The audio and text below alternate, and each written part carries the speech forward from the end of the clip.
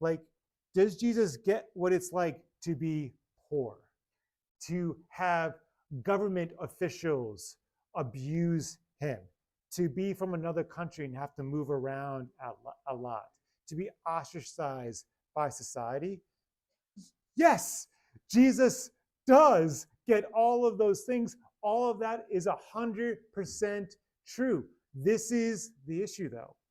Sometimes when you hear not just half a truth, but one part of the truth and not the whole thing, it could get you messed up in your head. And here's an example. I shy away from like sharing testimonies or people's stories a lot. And even those people's stories and their testimonies of how they got saved or how God came through for someone in someone's life could be really, really encouraging. They really could be. But if you hear too many of them, you hear too many salvation stories. Oh, I was drugged out on the street. I was flayed in the alley, and Jesus revealed himself to me in a dream and I got saved. Or another crazy story. Oh, I had a bum leg and I prayed to God and he healed me. And then I became a Christian. All those stories are true and they're awesome. But if you hear too many of those stories, well, what if you don't have a story like that? What if how you became a Christian was like, oh, I went to VBS and I had a good mom and dad. I went to go to a Billy Graham concert and I heard the gospel. And there's nothing really special about your testimony. But you keep hearing all these other testimonies, you might start doubting your testimony. You might start doubting your salvation because you hear too much of a good thing. And I think that's the danger here. Does Jesus get us? Yes.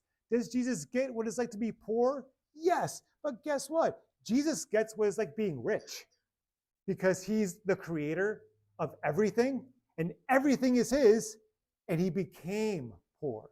Jesus knows what it's like to be rich and poor. Jesus knows what it's like to have a lot of power because he's the creator. He is the king of the universe, and he humbled himself and became a servant, it says in Philippians. Jesus knows what it's like to have power and to humble himself and have no power. And Jesus knows what it's like to give righteous judgment and right laws because Jesus is the author of God's law. But Jesus also knows what it's like when people in power twist and bend the laws to oppress people and to do things for their own good and not for God's good. Jesus gets everybody, rich, poor, blue, black, white people, left people, right people, in the middle people. Jesus gets everybody because all people have sinned and fallen short of the glory of God. In all people.